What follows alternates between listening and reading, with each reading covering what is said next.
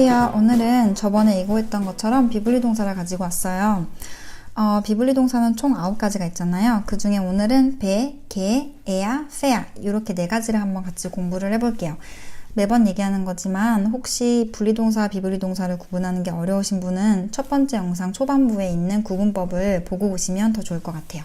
그럼 바로 시작할게요.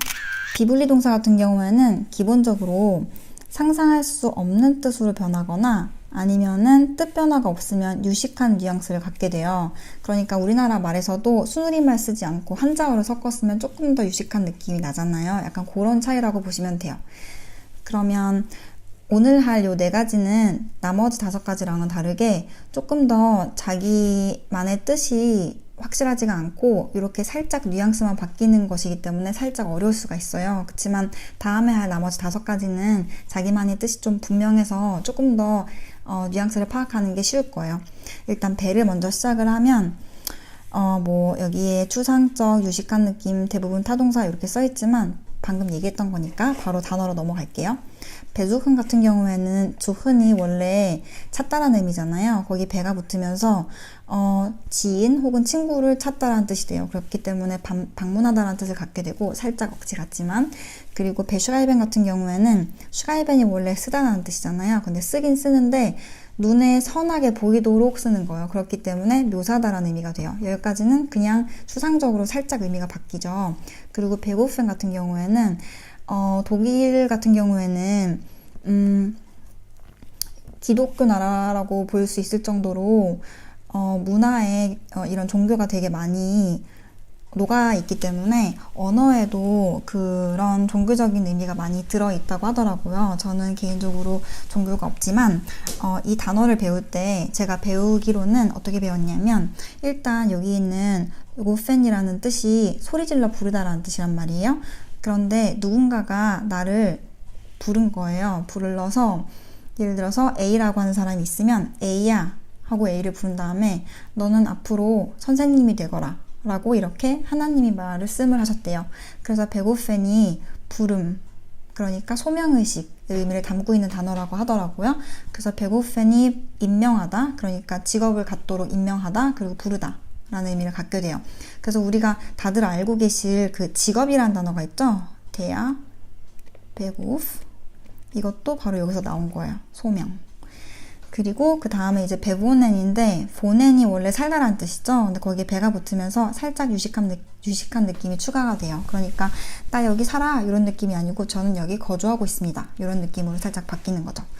그리고 배단켄도 마찬가지예요. 우리 단켄은 다 알고 있잖아요. 이시 단케디요. 그러면 고마워 이런 느낌이라면 배가 붙으면서 살짝 유식해져서 감사합니다 이런 느낌으로 바뀌고요. 그리고 베코멘은 코멘이 오다라는 뜻이잖아요. 나에게 뭐가 와요. 그래서 받아요. 그렇기 때문에 베코멘은 그냥 받다라는 의미가 돼요.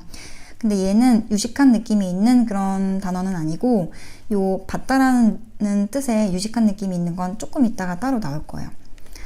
그리고 베개근에는 얘는 우연히 마주치다라는 뜻인데, 여기 보다시피 다티브라고 쓰여있죠. 우리나라 말로 하면 나는 누구를 마주쳤다 이렇게 얘기하겠지만, 독일어에서는 누구에게 마주쳐졌다 이런 식으로 표현을 하기 때문에 다티브를 쓰셔야 돼요. 그래서 나는 너를 마주쳤어 라고 얘기하려면은 ich begegne dir 이렇게 쓰셔야 되죠. 그리고 그 다음 베누젠은 원래 누젠이 사용하다잖아요. 배가 붙으면서 역시 똑같은 사용하다라는 뜻인데 조금 유식한 느낌이 드는 것 뿐이에요. 그리고 배 안트워텐도 마찬가지. 안트워텐이 원래 응답하다라는 뜻인데 배가 붙으면서 조금 그냥 유식한, 대답하다가 아니고 응답하다 이런 느낌으로 바뀌는 것만 알고 계시면 될 것 같고요. 그리고 배 아바이텐은 우리가 처음에 독일어에서 아바이텐을 배울 때 흔히 하는 실수가 뭐냐면, 사전을 찾아보면 일하다라고 나오기 때문에 일한다라고 생각을 해보면 사무실에 앉아서 이렇게 일을 하는 게 생각이 나잖아요. 근데 아바이텐이라는 단어는 꼭 사무실에 앉아서 직장인이 일을 하는 것뿐 아니라 학생이 자기 본분에 맞는 것을 하면, 그러니까 학생이 공부를 하면 그것도 아바이텐인 거고, 화가가 그림을 그리면 그것도 아바이텐인 거고, 하여간 자기 본분에 맞는 것을 하면 그게 전부 다 아바이텐이거든요. 그러니까 아바이텐은 우리나라 말로 해석을 할 때 이 세상에 있는 모든 직업의 수만큼 해석을 따로 할 수가 있겠죠. 근데 그 상태에서 앞에 배가 붙으면서 이 뜻이 당연히 여러 가지 뜻을 갖게 되지만 그 중에서 제일 자주 쓰이는 것은 수정하다, 편집, 가공, 처리하다의 의미를 갖게 돼요.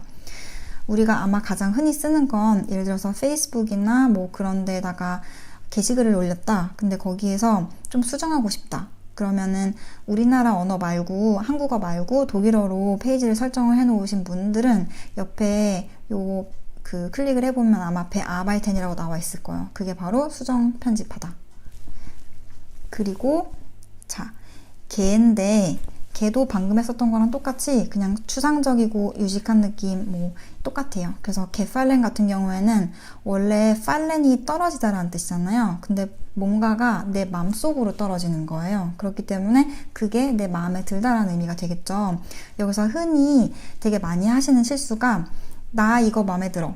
이렇게 말하죠, 우리는. 그렇기 때문에 나를 주어로 자꾸 말을 하려고 해요. 근데 그게 아니고 저것이 내 맘속으로 떨어졌어. 이런 뜻이기 때문에 내가 마음에 드는 그것이 주어가 되어야 하고 나는 삼격으로 와야겠죠. 나에게. 저것이 나에게 떨어졌어. 그러면은 너가 내 마음에 들어 라고 말하고 싶으면 Du gefällst mir. 이렇게. 아니면 저거 내 마음에 들어. 그러면 Das gefällt mir. 이렇게 써주시면 돼요. 그 다음에 게호어샤인 같은 경우에는 순종하다라는 뜻이에요. 그러니까 아이가 부모님 말을 순종한다든지 그런 상황에서 쓸 수 있는 거고, 그 다음에 자 게회관 같은 경우에는 회관이 원래 듣다라는 뜻이잖아요. 근데 옛날 뭐 가부장적인 그런 때를 다시 돌아가서 생각을 해보면 가장이 이야기를 하면 그 이야기를 가족 구성원들이 전부 다 듣겠죠. 그러니까 그 사람의 말을 귀 기울여 듣는 사람은 그 가정에 속해져 있게 되는 거예요. 그렇기 때문에 계회관이 속하다라는 뜻이 되거든요. 근데 계회관을 쓸 때 주의해야 되는 점이 뭐냐면 계회관을 쓰는 방법은 계회관 쪽 혹은 전치사 없이 그냥 다티브를 쓰는 경우가 있어요. 그러니까 계회관 쪽 플러스 다티브 혹은 그냥 다티브를 쓸 수가 있거든요. 근데 여기에서 쭈를 안 쓰고 그냥 다티브를 바로 써버리면 그 속하는 것이 나의 소유물, 그러니까 돈을 주고 산 소유물 같은 의미가 돼버려요. 그러니까 계획안을 쓰는 흔한 경우는 예를 들어서 우리가 가족끼리 같이 여행을 하고 있어요. 아니면 한 팀으로서 여행을 하고 있는데 한 명이 어디 떨어져 나가 있는 거예요. 그러면서 너 저 그룹에 속하니? 라고 물어볼 수 있겠죠? 그러면 내가 응, 걔는 우리한테 속해. 이렇게 얘기할 수 있는 상황인 거잖아요. 그걸 쓸 때 뭐 das Kind, 예를 들어서 아이라고 하면 das Kind gehört uns 라고 써버리면 얘는 우리 집 노예야. 내가 얘 샀어. 우리 소유물이야. 그런 느낌이 드는 거고, das Kind gehört zu uns 라고 해야지만 얘 우리 팀에 속하는 애야. 이런 의미를 갖게 돼요. 그래서 뭐 연인 사이에 솔직히 너 내 거 막 이런 말 할 수 있잖아요. 그거 할 때 du gehörst mir 라고 하면 난리가 나겠죠. du gehörst zu mir 이렇게 쓰셔야 하는 거죠.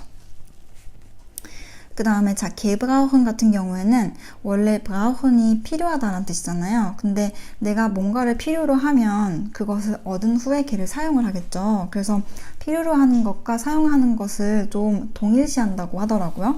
그래서 앞에 개가 붙으면서 gebrauchen은 사용하다라는 의미가 되고, 그리고 동사를 형용사화 시키는 방법에는 총 두 가지가 있잖아요.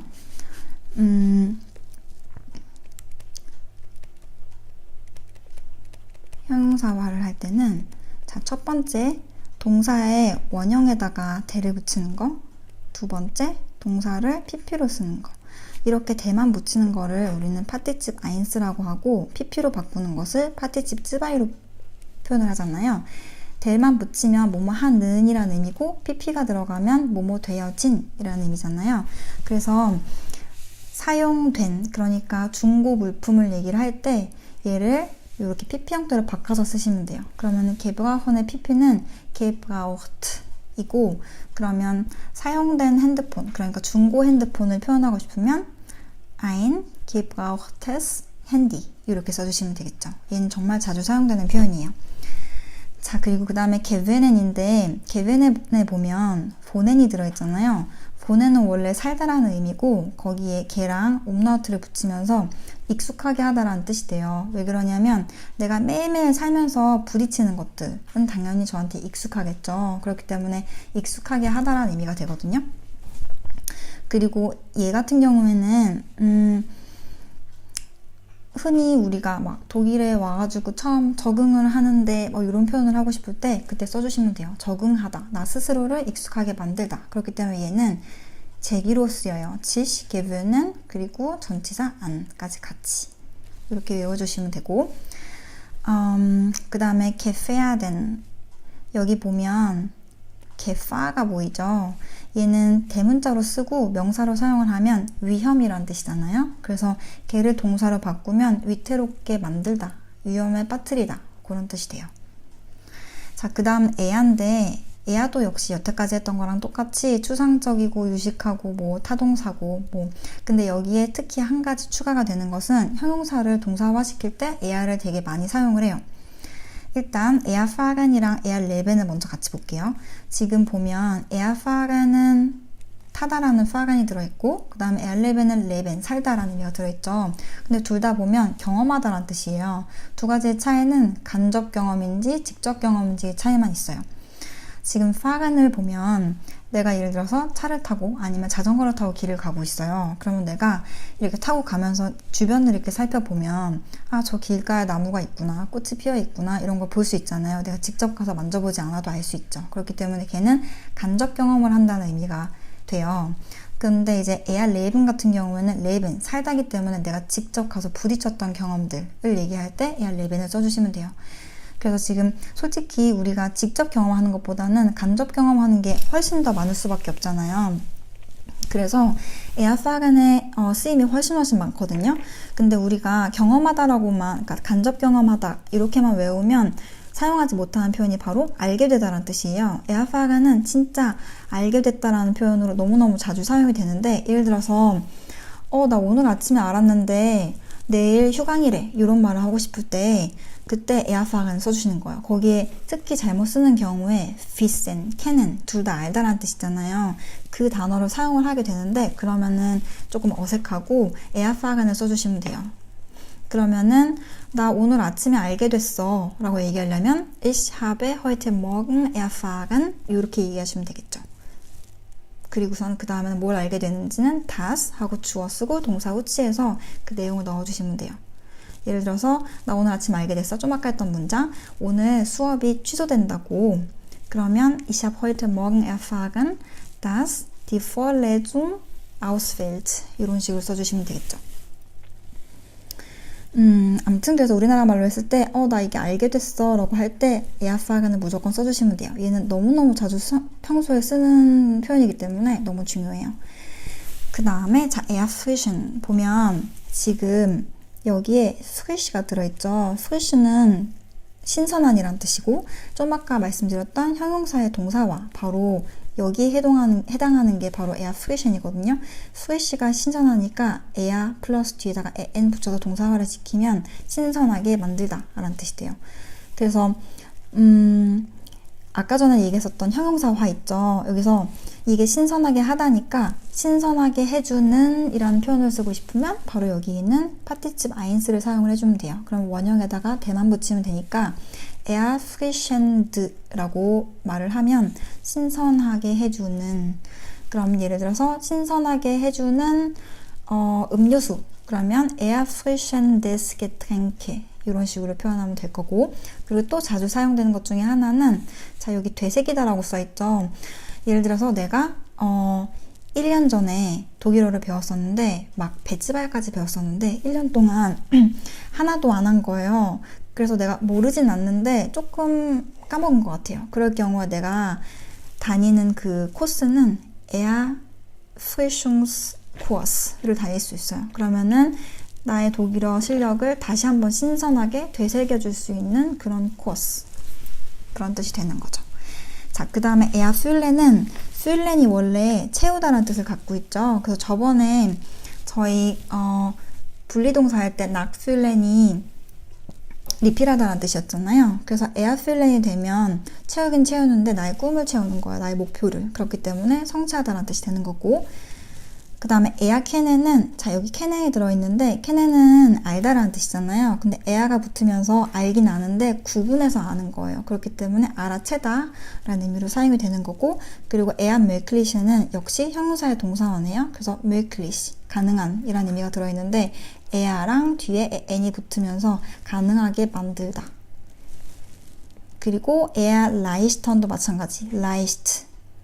leicht가 가벼운이라는 뜻이니까 역시 가볍게 시키다. 그러니까 이게 뭔가 무게를 진짜로 가볍게 만들어줄 때도 erleichtern이라고 쓸 수 있지만 내 마음의 무게를 가볍게 해주는 거, 즉 안심시키다라는 뜻으로 많이 사용이 돼요. 그래서 나 안심됐어 이제 이렇게 표현하고 싶으면 Ich bin erleichtert 이렇게 얘기해 주시면 돼요.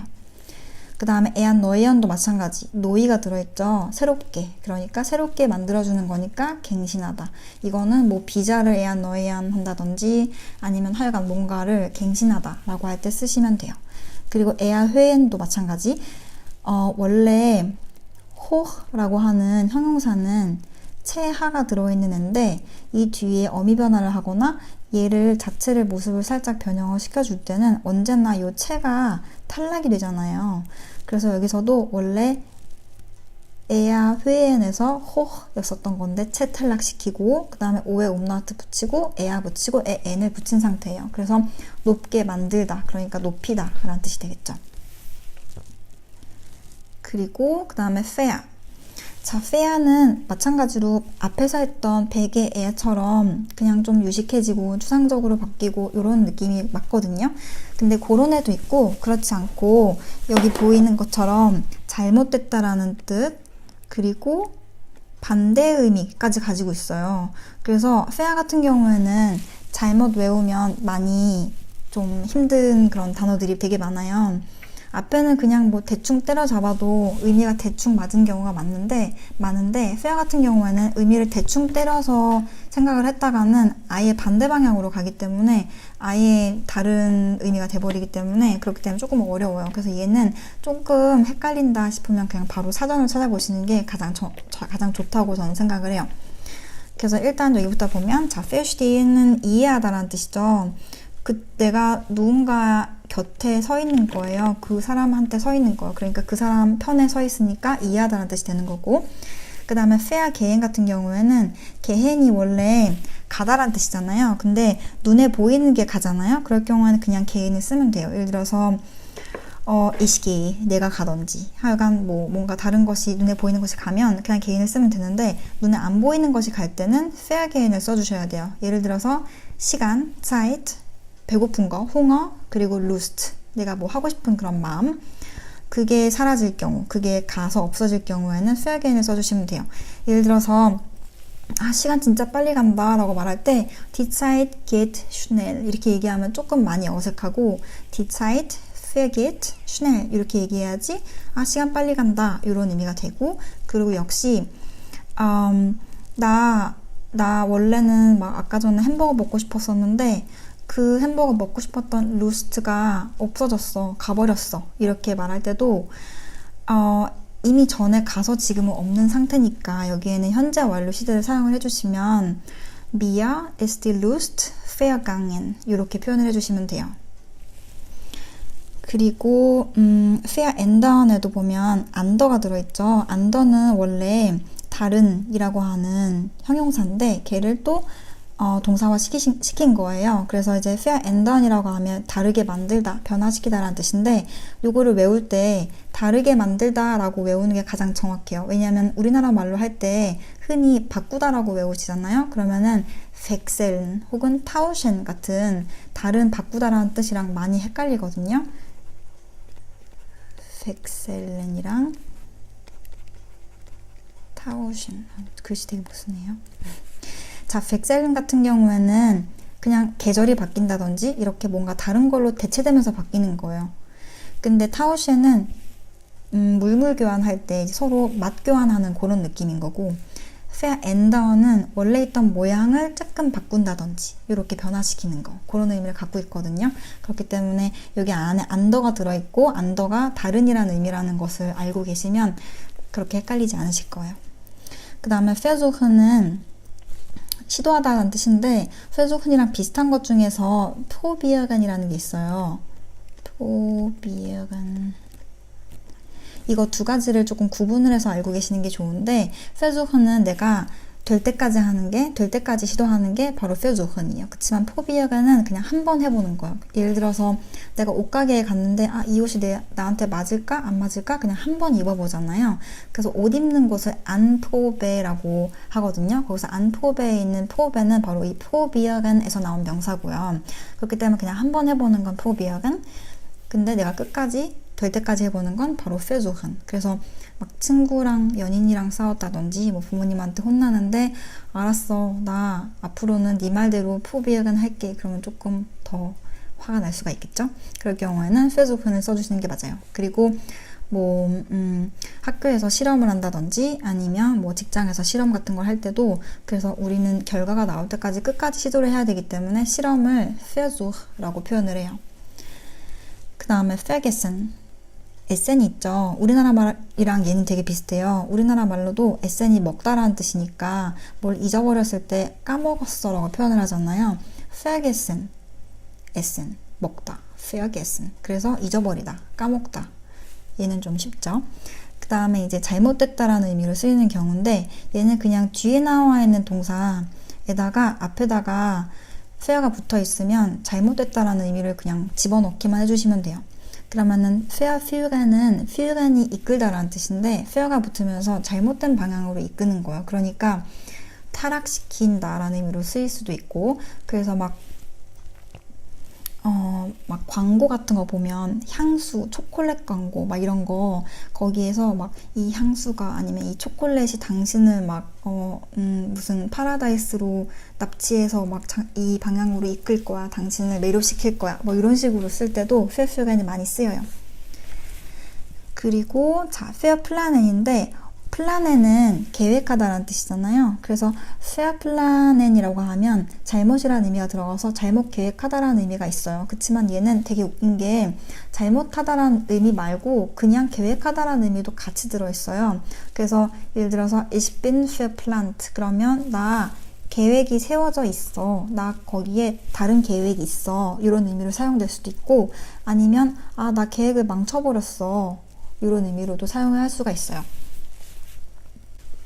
자, 그 다음 반대 의미를 갖고 있는 동사 중에서 이제 verkaufen 있는데, 카우펜이 원래 사다라는 뜻이죠. 거기에 fear가 붙으면서 반대니까 팔다라는 의미가 되는 거고, 그 다음에 verbieten 도 마찬가지.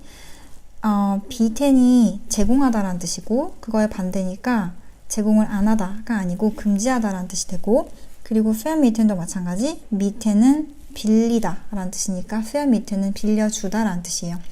그래서 우리 흔히 다들 세 살고 있잖아요. 그러면 우리가 내는 그 집세, 월세를 바로 미테라고 부르는 거고, 왜냐면 우리가 빌린 돈을 내는 거니까. 그리고 우리의 집주인을 우리는 페어미터라고 부르죠. 나한테 빌려준 사람이니까. 그리고 나는 미터, 빌린 사람. 그렇게 생활 속에서도 이 단어도 자주 찾아보실 수 있어요.